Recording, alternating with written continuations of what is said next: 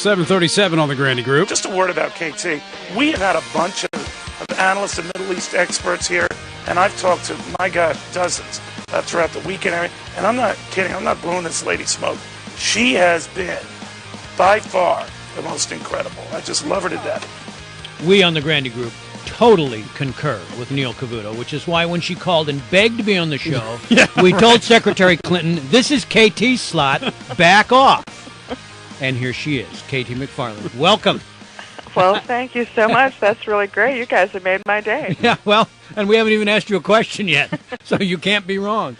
But obviously the subject is still Egypt, and in light of what both President Mubarak and President Obama said yesterday, I guess my first question is, okay, orderly transition to what? And I've jotted down 4 alternatives. There may be more, but maybe you can find something in here.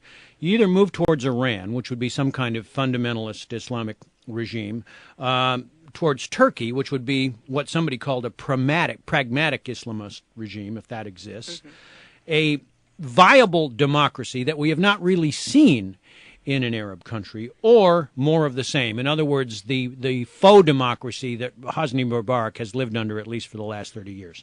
Any of those look like what Egypt may look like? All of them are possible. You know, that's I think the problem.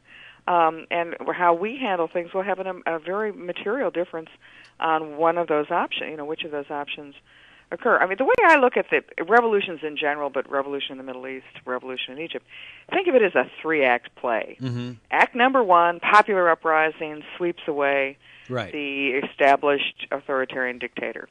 Act 2, they try to form a new government, the reformers. Sometimes it works, sometimes they're very ineffective. Act 3, the well-organized, ruthless, willing to do anything to win minority wins and prevails, sweeping away the nice liberal reformers and pushing them back into academics. French Revolution. And so that's the 3-act play you saw in Iran. That's the 3-act play that was in Russia, in the Russian Revolution. Now, the question for the United States and for Egypt is, can we prevent Act 3 from happening? We're only in the beginning of Act 1. We don't know how this play is going to turn out. You know, Mubarak, as most dictators, they never know when it's time to leave the stage. I think what his speech yesterday saying he's going to leave, not going to seek re-election, they're going to be free and open elections, move towards reform, etc. That was a good first move.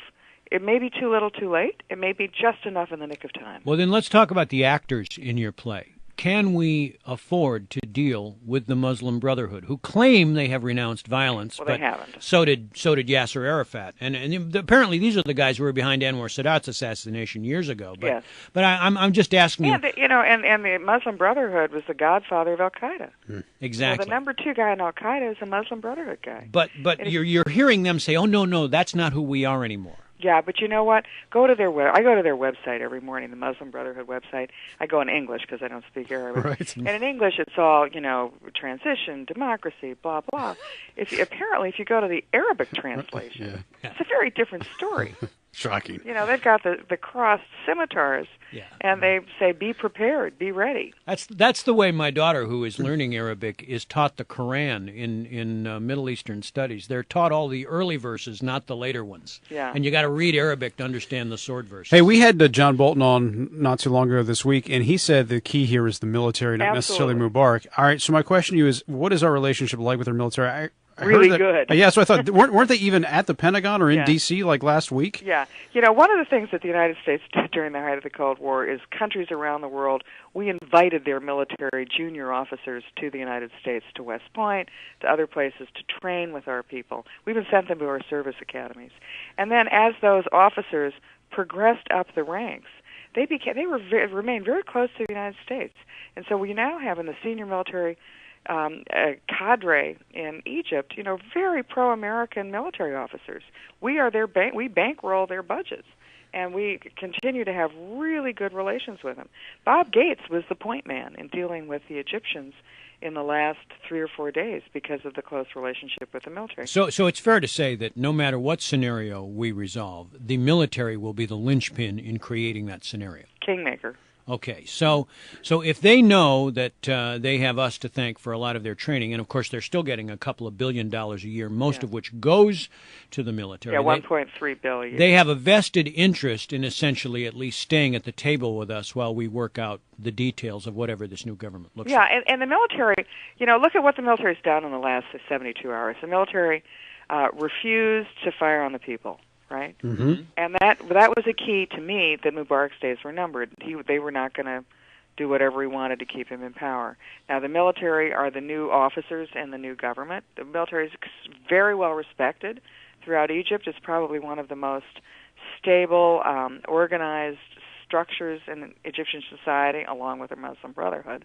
And so they will decide. Now, if Mubarak was sincere in the speech last night, if he is going to transition out, they're going to hold his feet to the fire. Yeah. The military also came out this morning and told the protesters essentially to go home. Yeah. And one of the, think about Egypt. This is a population, huge baby boom population, and terrible economy. And so a lot of those baby boomers, they may be well educated, but they don't have jobs. Why were they going to the streets every day? Because they weren't going to the office. Right. But military is still done by conscription in Egypt, right? You have to serve. So yeah, a lot of those young people, if they have a job, could be in the military. Yes, absolutely. And I think that's why when you saw the first day or two of the protests, guys in the tanks were crawling out of the tanks in their uniforms and hugging the people in their streets. They were probably their cousins. Yeah. All right, one last question before I let you go. I heard some people talk about yesterday, experts saying, this won't happen. You don't have to worry about this happening in Saudi Arabia. Do you think that's true? No. And if so, okay. So the spark has been lit. The flame is burning. If you want to think about it as dominoes, the dominoes are falling. The question is in which direction and how fast. The Saudis are probably the most insulated from all of this because they're the richest. And the things that you're seeing in Yemen, in Tunisia, and in Egypt, a lot of that is not burning the American flag. A lot of that is we want jobs. We want social and political and economic reform. Right. Is the 79 peace agreement with Israel in jeopardy? You bet. Okay, so they're right to worry. But again, we're in the beginning of the first act of this play. Yeah. It could well be a democratic government, which is a beacon through every country in the Middle East, and that's the direction those dominoes fall. It could be a Muslim Brotherhood government, and that's the beacon that all the others will follow. And a lot of that, the peace treaty with Israel, the future of Israel, hangs on which way those dominoes fall. All right, always good to have you on the show, KT. We always appreciate it. Thanks. Thanks, guys. KT.